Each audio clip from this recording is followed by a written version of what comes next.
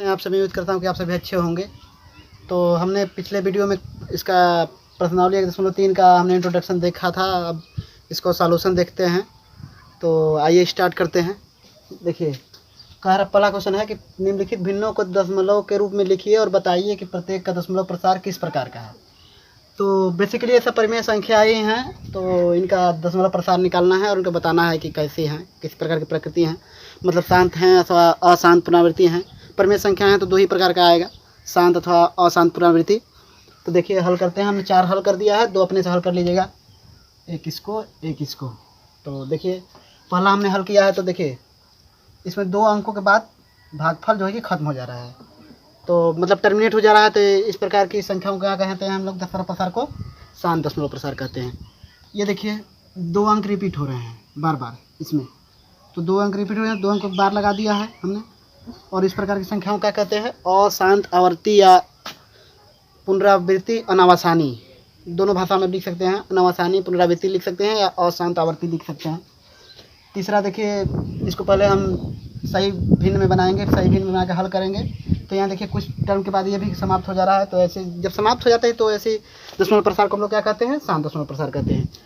और देखिए यहाँ भी 2 अंक रिपीट हो रहे हैं, तो इसको भी हमने 0.18 पे बार लिख दिया है। इस प्रकार के दशमलव प्रसार को हम लोग क्या कहते हैं? अशांत आवर्ती कहते हैं। इन दोनों को अपने से ट्राई करिएगा, नहीं आएंगे तो कमेंट में पूछिए, हम इसको बता देंगे।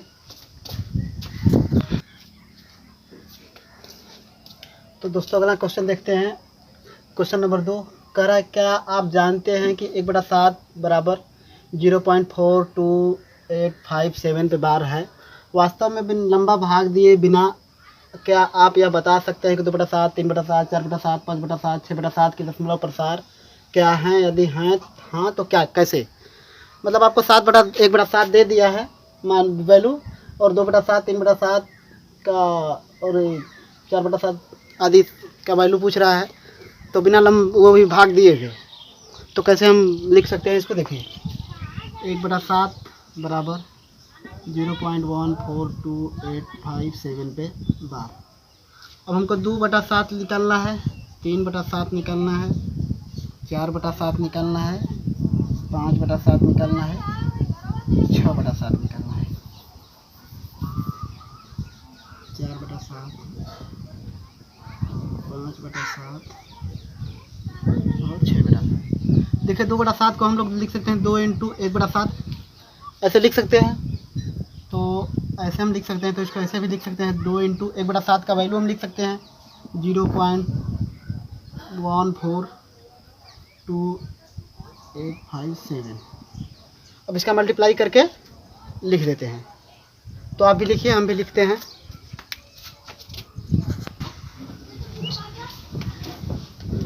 तो देखिए हमने सभी को हल कर दिया है, आप भी गुणा करके आराम से लिख सकते हैं। जैसे 2/7 है, 2 को 2 गुणे 1/7 लिख देते हैं। 1/7 का मान आपको पता ही है, तो आराम से गुणा करें और लिखें। देखिए हर में गुणा हमने कर दिया है। 2/3 मतलब 2/7, 3/7, 4/7, 5/7 और 6/7, सभी की वैल्यू आपके सामने है। आप वीडियो को पॉज करें और नोट करें या स्क्रीनशॉट ले लें। तो हम अगले क्वेश्चन को देखते हैं।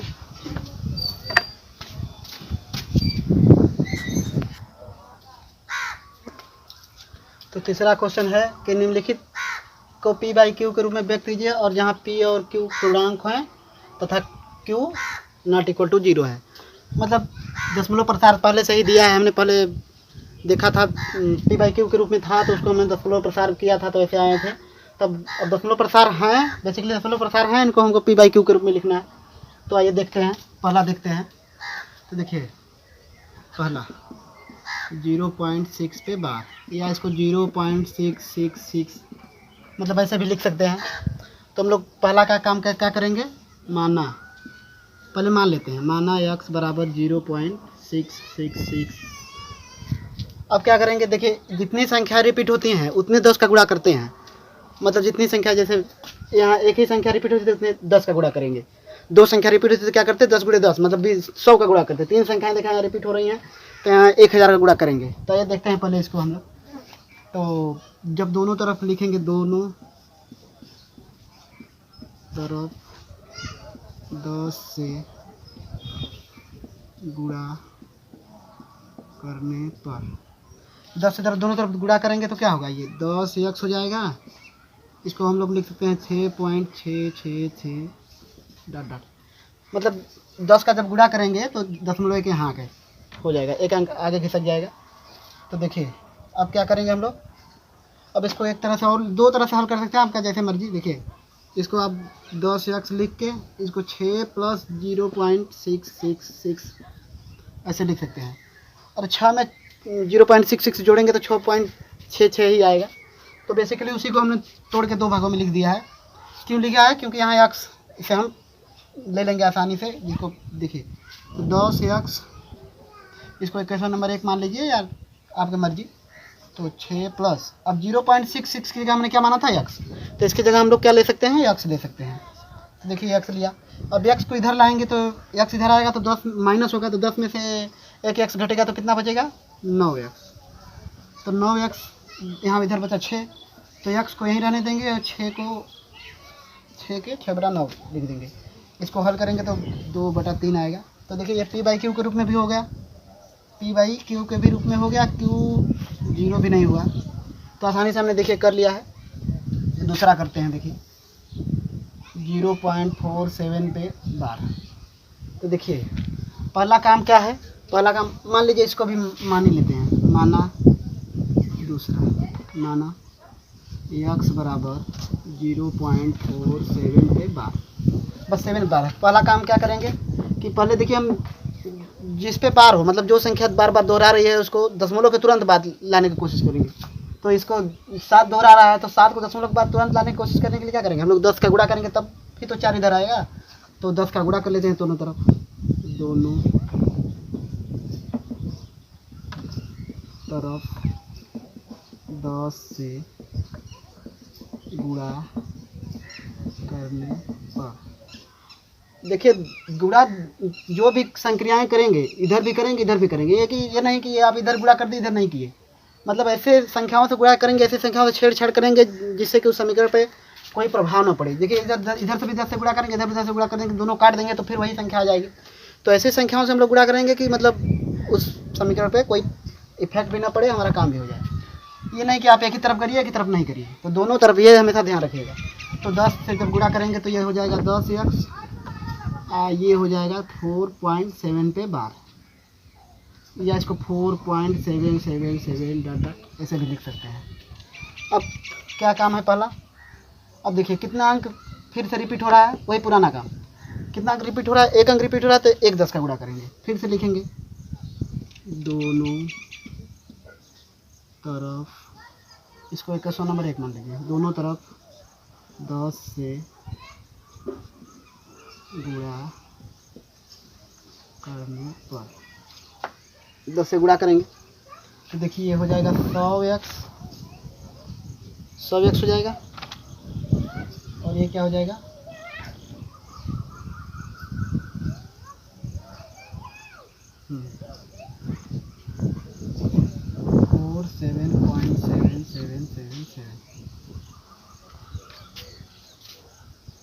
7.77।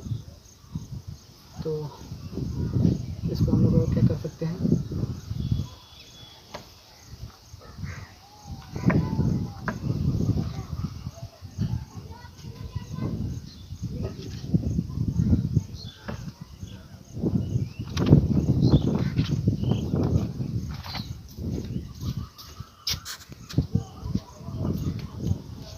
जैसे देखिए इसको हम लोग ऐसे भी लिख सकते हैं 100x बराबर 43 प्लस 4.77 पे 12। इसको दो विधि से भी आप हल कर सकते हैं, समीकरण 1 बना के समीकरण 2 बना के हल भी कर सकते हैं, लेकिन हमने सिंपल विधि आपको बता रखा है, उसी विधि से हम लोग हल करेंगे, आपको आसानी रहेगी। एक ही विधि से हल करें तो अच्छा रहेगा। अब देखिए 100x बराबर ये 43 को ऐसा ही रहने देंगे 4.77, यहाँ देखिए 4.77 बराबर 10x है, तो यहाँ से इसकी जगह हम 10x भी लिख सकते हैं, तो लिख लेते हैं हम लोग 43 प्लस 10x। अब सब x इधर है 10x इधर है, इसको इधर लाएंगे तो ये हो जाएगा 90x, 100 में से 10x कटे 90 गया, यहाँ 43 हो जाएगा, x बराबर 43 बटा के 90। ये भी देखिए पी बाई क्यू के रूप में है और क्यू जीरो भी नहीं है, तो आप इसको नोट करें।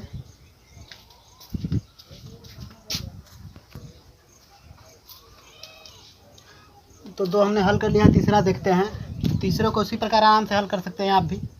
तो आप अपने से पहले हल करिए, फिर उसके बाद वीडियो रोक लें, उसके बाद हल करें पहले, उसके बाद वीडियो देखें। नहीं तो पहले वीडियो देख लें आप, फिर उसके बाद हल करें, जैसा भी आपका अच्छा लगे, लेकिन अपने से हल करने की कोशिश करें। देखिए माना इसको भी ऐसे ही हल करेंगे। माना x बराबर 0.001। अब यहाँ कितनी संख्या रिपीट हो रही हैं? 3 संख्या रिपीट हो रही है। तो हमने क्या बोला था, जितनी संख्या रिपीट होंगी उतने 10 गुना का गुणा करेंगे। तो यहाँ 3 संख्या रिपीट हो रही हैं, तो देखिए दोनों तरफ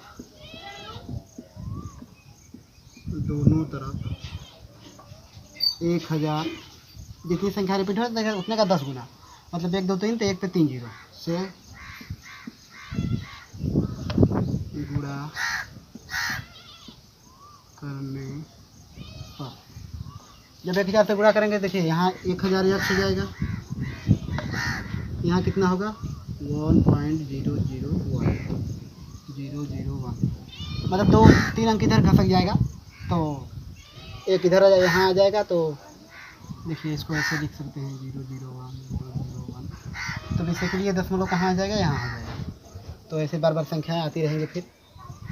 तो फिर क्या करेंगे, फिर इसको हम लोग ऐसे लिख सकते हैं 100,000 x बराबर, अब इसको 1 प्लस 0.001 ऐसा भी लिख सकते हैं। एक को अलग कर लेंगे, 0 दशमलव वाले को अलग कर लेंगे। क्यों हम अलग कर रहे हैं, उसका मान हम यहाँ से उठा लेंगे, जो माना है हमने, आसानी होने के लिए। तो आप भी समझ सकते हैं। तो देखिए अब यहाँ 1000 x बराबर, एक यहीं रहने देंगे। अब इसके बराबर क्या है, x है, तो इसको x लिख देंगे। जब 1000 x में से एक x घटेगा तो 999 x बचेगा, यहाँ 1 बचेगा, तो x को यहीं रहने देंगे। एक के नीचे लाएंगे 999। ये देखिए पी बाई क्यू के रूप में भी हो गया, और को क्यू इक्वल टू 0 नहीं हुआ। तो आसानी से आप हल कर सकते हैं, समझ गए होंगे। तो नोट करिए।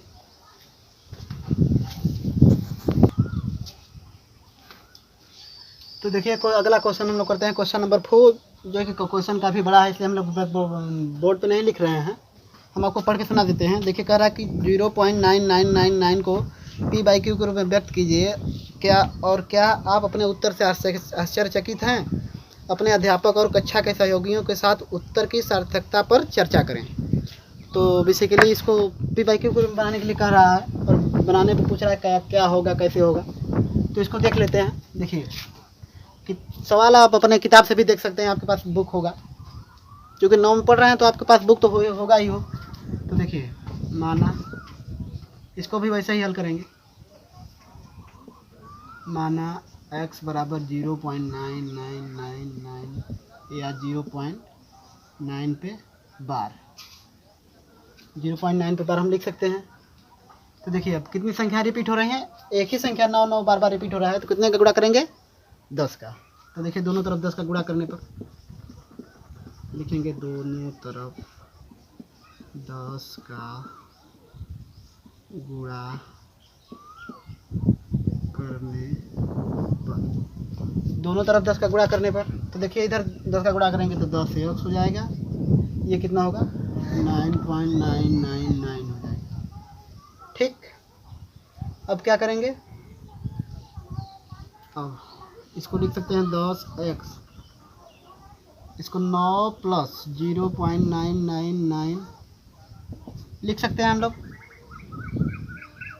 अगर 9.99 को 9 प्लस 0.99 जोड़ेंगे तो बात एक ही है, उसको तोड़ के हमने अलग अलग लिख दिया है। ठीक, तो देखिए 10x 9 प्लस, इसके लिखने का फ़ायदा यह है कि यहाँ से हम लोग को एक मान मिल जा रहा है, वेरिएबल जो कि x है, उसको आसानी से सवाल हल करने में मदद मिल रही है।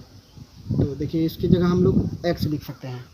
ठीक, तो x लिखेंगे, तो इधर लाएंगे, जब इधर लाएंगे तो 10 में से 1 x जाएगा तो 9x बचेगा, यहाँ 9 बचेगा, तो x बराबर 9/9।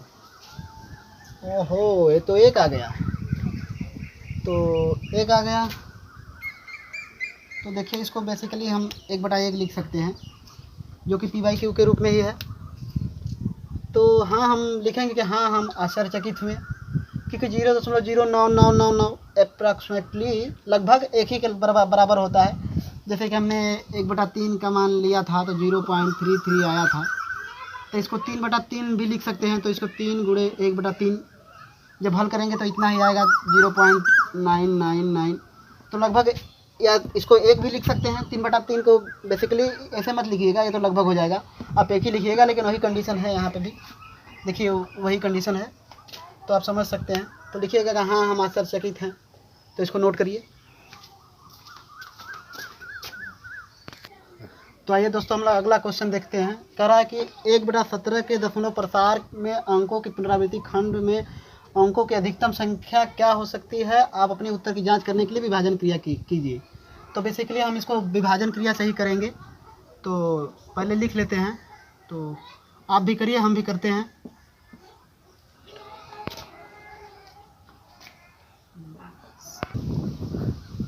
देखिए दोस्तों, हमने हल कर दिया है इसको, आप भी हल करके देख लीजिएगा।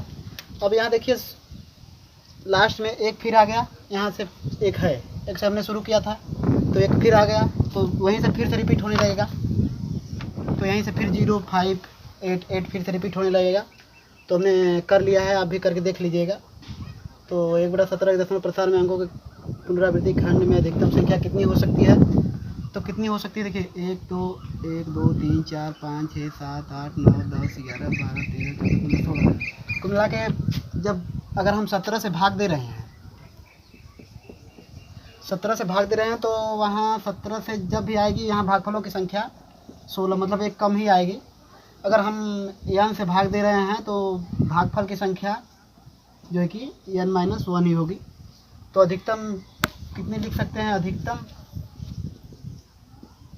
अधिकतम 16 हो सकती है पुनरावृत्ति अंकों की संख्या। अधिकतम 16 हो भी सकती है, 16 आ भी गया है।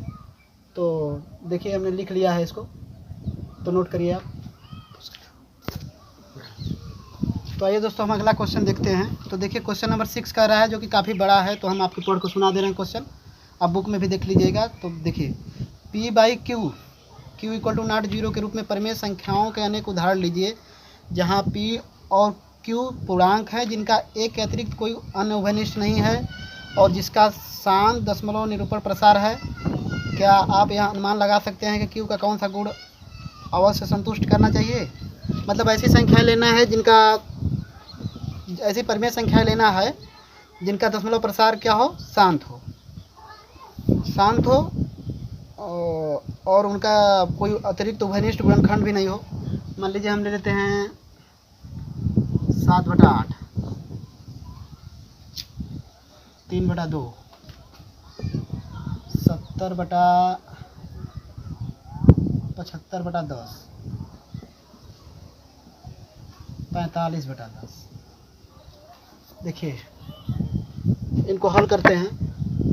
तो देखिए इनको हल करेंगे तो हम लोग इनको जब भाग देंगे तो इसका मान आएगा लगभग 0.8864।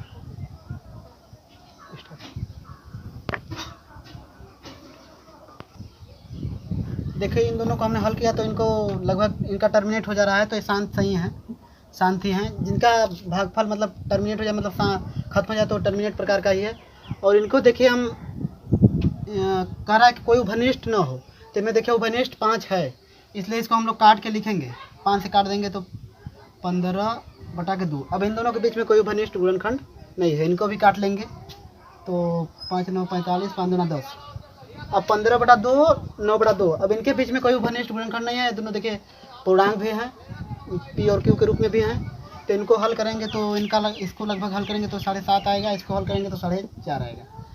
तो देखिए इनका प्रसार भी शांत है, सभी का प्रसार भी दशमलव प्रसार भी शांत है और इनका कोई उभयनिष्ठ गुणनखंड भी नहीं है। तो हमने क्या देखा? देखिए जिन संख्याओं के नीचे 10 है, या जिन संख्याओं के नीचे 2 के रूप में है, या जिन संख्याओं के रूप में, देखिए यहाँ इसको भी 8 को भी 2 के पावर 3 लिख सकते हैं। तो हम इसे निष्कर्ष निकालते हैं कि जिन संख्याओं का हर Q मतलब PQ रहे, तो Q अगर 5 रहे, 2 के रूप में रहे या 5 के रूप में रहे। अगर 2 5 रहे तो इसको हम लोग आसानी से शांत दशमलव के प्रसार में कर सकते हैं। तो इसको हम लोग लिख सकते हैं m n। मान लीजिए m n कोई पूर्णांक है, यहाँ मान लीजिए देखिए पूर्णांक क्या पूर्ण संख्या है, पूर्णांक नहीं कह सकते, पूर्ण संख्या कह सकते हैं क्योंकि निगेटिव नहीं हो सकता है। तो इससे हम निष्कर्ष क्या निकालते हैं कि क्यूब जो है कि 2 पे power m into 5 power n के रूप का होना चाहिए, जिसका हम लोग दशमलव प्रसार करेंगे तो शांत आएगा। तो यहाँ हम 0 भी लिख सकते हैं, यहाँ देखिए m की जगह भी 0 लिख सकते हैं, n की भी जगह 0 लिख सकते हैं। मान लीजिए यहाँ n की जगह 0 लिखते हैं तो 2 पे पावर यहाँ देखिए 3 है और 5 पे और 0 हो जाएगा, तो इसका मान हो जाएगा 2 पे पावर 3, इसका मान 1, तो 2 पावर 3। बेसिकली m या n कोई 0 हो सकता है। तो उम्मीद करता हूँ समझ गए होंगे आप लोग। तो ऐसे ही कर लीजिएगा, अपने से नोट करिए।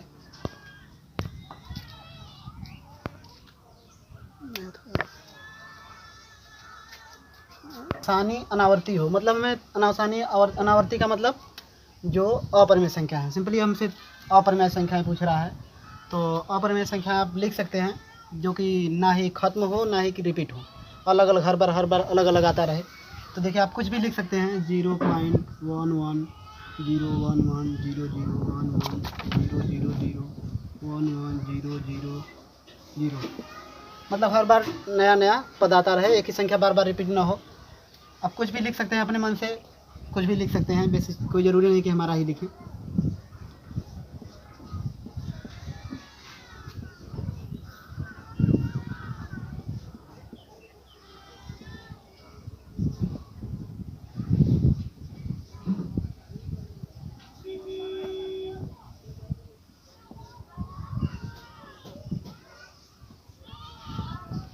तो हमने 3 संख्या लिख दी हैं। आप भी कोई संख्या लिख सकते हैं, कोई जरूरी नहीं कि 13 12 ही लिखें, 1 भी लिख सकते हैं, 9 भी लिख सकते हैं, कुछ भी संख्याएं लिख सकते हैं।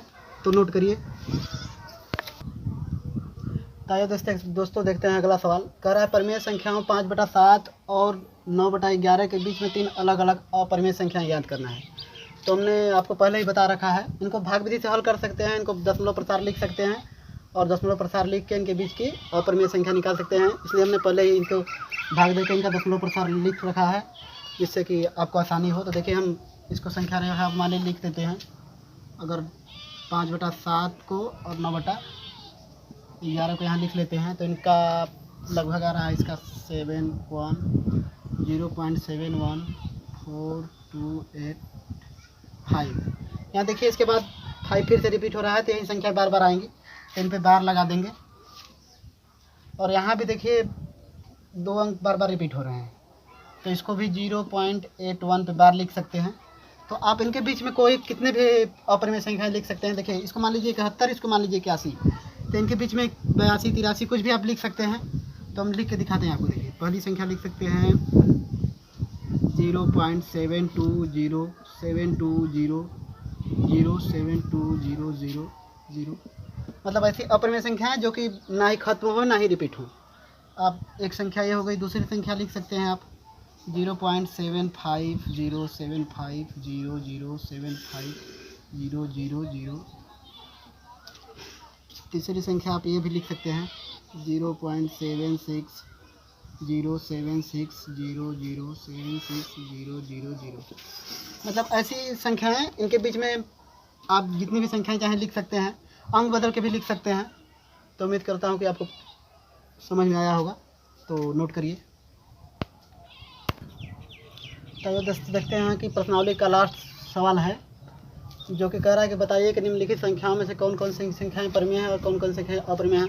अब आपको लगभग पता ही चल गया होगा कि परिमेय संख्याएं और अपरिमेय संख्याएं कौन कौन सी हैं। तो देखिए पहली संख्या क्या है, रूट में है, इंटीजर्स भी है, तो इसका गुणनखंड करेंगे तो लगभग नहीं होगा, इसका गुणनखंड यही है। तो ऐसी संख्याएं जिनका पूर्ण वर्ग न हो, कैसी संख्याएं होती हैं, अपरिमेय संख्या। तो कैसी संख्या है, अपरिमेय, अपरिमेय है। ये रूट 225 है, तो इसको हल करके हम लोग देख लेते हैं। 225 को बेसिकली 3 7 15,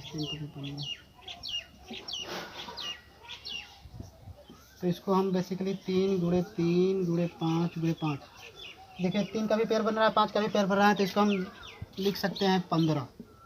तो ये पूर्णांक है जो कि पूर्ण वर्ग इसका है, तो ये क्या है, परिमेय है। ये क्या है, दशमलव के बाद इसका दशमलव प्रसार देखिए शांत है, तो जिसका दशमलव प्रसार शांत होता है वो कैसी संख्या होती है, परिमेय संख्या।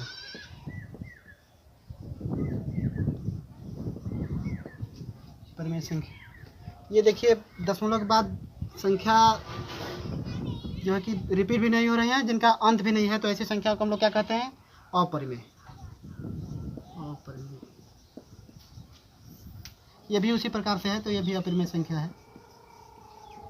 अपरिमेय संख्या मतलब जिनका दशमलव प्रसार देखिए ऐसे हो, एक ही संख्या बार बार मतलब ना रिपीट हो, अलग अलग आए और ख़त्म भी ना हो, तो ऐसी संख्याओं को हम लोग क्या कहेंगे, अपरिमेय। और जो शांत हो, देखिए इसका खत्म हो जा रहा है कुछ टर्म के बाद, तो ऐसी संख्याओं को परिमेय संख्या कहते हैं। तो उम्मीद करता हूँ कि आपको ये प्रश्नावली अच्छा लगा होगा। तो